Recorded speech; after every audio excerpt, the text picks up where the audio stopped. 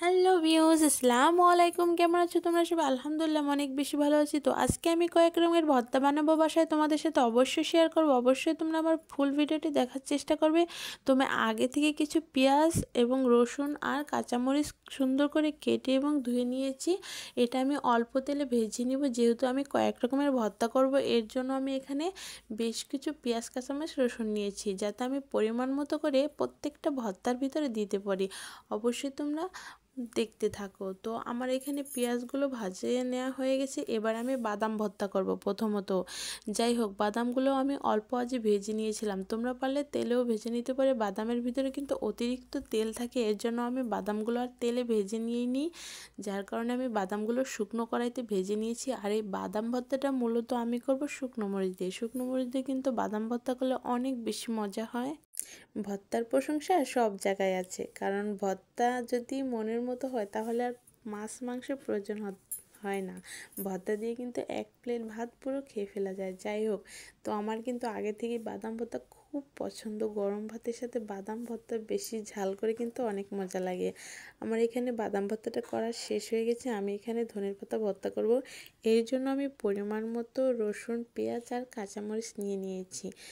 দেশাল ধনের পাতা ভর্তা খাওয়ার মজাটাই আলাদা। এই পাতাটা আমি মূলত বাড়ি থেকে এনেছিলাম। যাই হোক, আমার ভর্তা করা শেষ। আমি এখানে আগে থেকে কিছু সিম কুচি করে নিয়েছি, ভাজির মতো। আমরা যখন সিম ভাজি করি কুচি কুচি করে নিই, ঠিক সেরকমভাবে নিয়ে আমি তেলে ভেজে নিয়েছিলাম।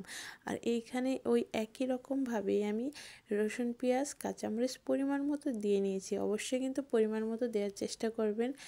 তো আমি এখানে পরিমাণ মতো দিয়ে নিতেছি। এটা আমি মূলত পাটায় বাটবো। সিমটা এইভাবে ভর্তা করলে যে এত বেশি মজা হবে আগে জানতাম না।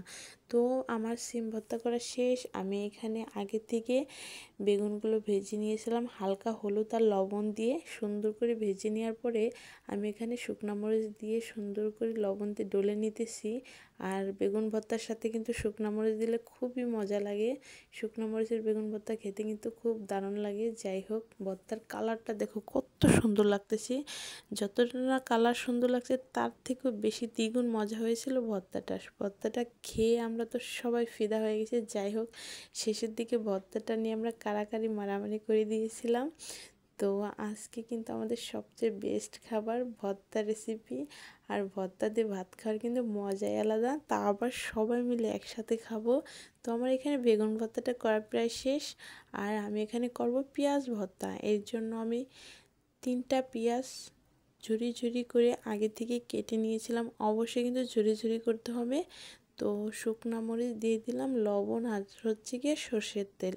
এগুলো দিয়ে সুন্দর করে আমি একসাথে মাখিয়ে নিব। তারপরে আমি দিয়ে দেব এর ভিতরে কিছু ধনের পাতা। অবশ্যই কিন্তু ধনের পাতাটা ভর্তার ভিতর দেওয়ার চেষ্টা করবে, তাহলে কিন্তু বেশি মজা লাগবে। এই ভর্তাটা মূলত খিচুড়ির সাথে খেলে আরও বেশি ভালো লাগে। আমি বাসায় যখন খিচুড়ি রান্না করি এই ভর্তাটা করি, কারণ এই ভর্তাটা খিচুড়ির সাথে অনেক বেশি মজা লাগে।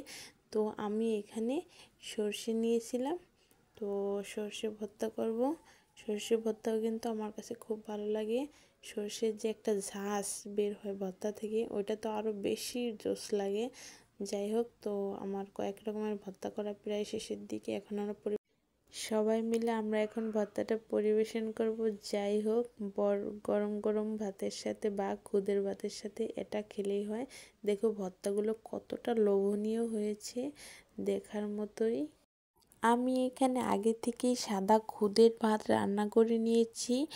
তোমরা কিন্তু চাইলে পোলাও চালের খুদের ভাতও রান্না করে নিতে পারো। খুদের ভাতের সাথে ভর্তা কিন্তু এত বেশি মজা লাগে বলার মতো না। তো আজকের ভিডিও ছিল এই পর্যন্তই। ভালো থাকবে। ওকে।